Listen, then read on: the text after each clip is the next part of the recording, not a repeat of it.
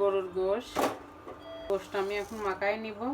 প্রথমে দিয়ে দিলাম আস্ত জিরা, কাঁচামরিচ, পেঁয়াজ, তেজপাতা, হলুদের গুঁড়া, কাঁচামরিচ বেটে দিয়েছি, ফেলে দিয়েছি, আর হালকা একটু শুকনো মরিচের গুঁড়া দিয়ে দেব, ধনিয়া গুঁড়া। আর এখানে আছে কাঁচামরিচ, পেঁয়াজ, রসুন, আদা, জিরা।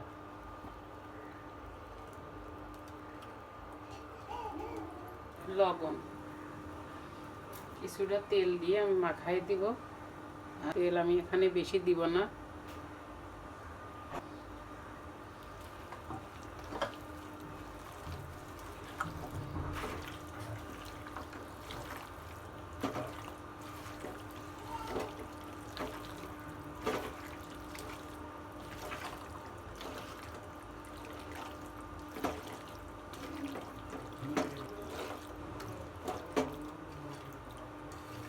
এখানে মাখায় কিছুক্ষণের জন্য রেখে দেব।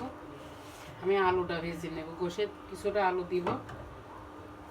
কড়াই গরম হয়ে গেছে, তেল দিয়ে দেবো। এবার আলুগুলো ভেজে নেব।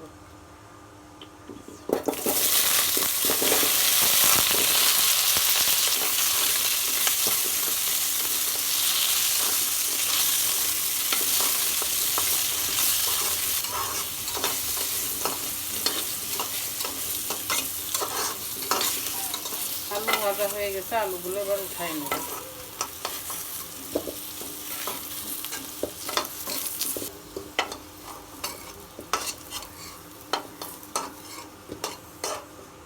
এখানে আর কিছুটা তেল দিয়ে দিব। তেল আমি গোশে দিয়ে দিয়েছি, আর এখানে কিছুটা দিয়ে দিলাম। তেলের উপরে দিয়ে দিলাম পেঁয়াজ,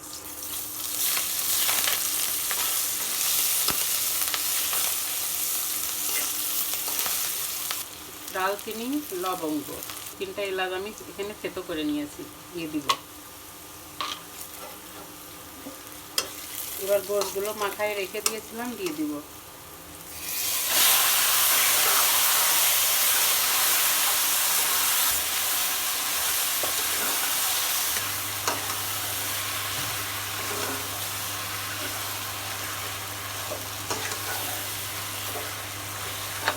এখানে গোশ মাখায় রেখে দিয়েছিলাম, কিছুটা মশলা লেগেছিল, আমি ধুয়ে দিয়ে দিব এর মধ্যে।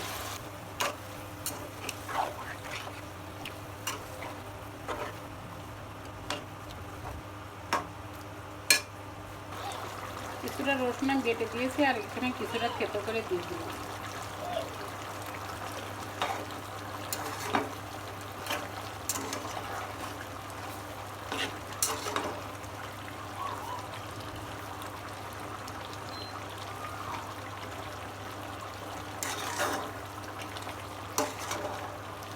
ঢাকা দিয়ে দেব।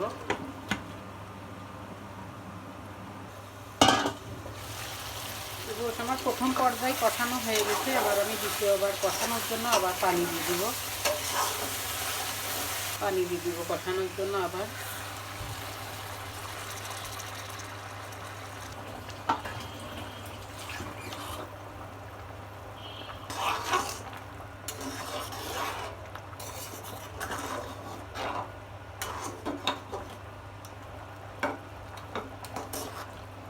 ঢাকা দিয়ে দিব।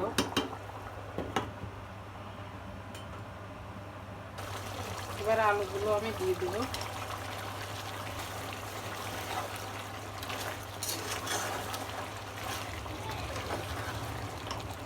আলুগুলো দিয়ে আরেকটু কষায় আমি ঝোলের জন্য পানি দিচ্ছি।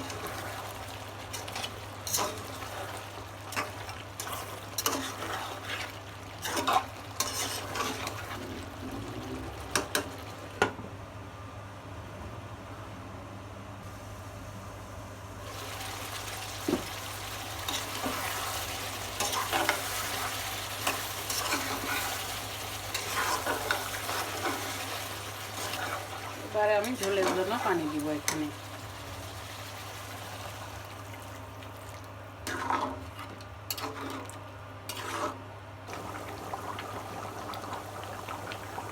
গোশ রান্নাটা আমার প্রায় হয়ে গেছে। এবার আমি জিরা গরম মশলা ভাজা ভেজে গুঁড়ো করে রেখেছিলাম দিয়ে দিব।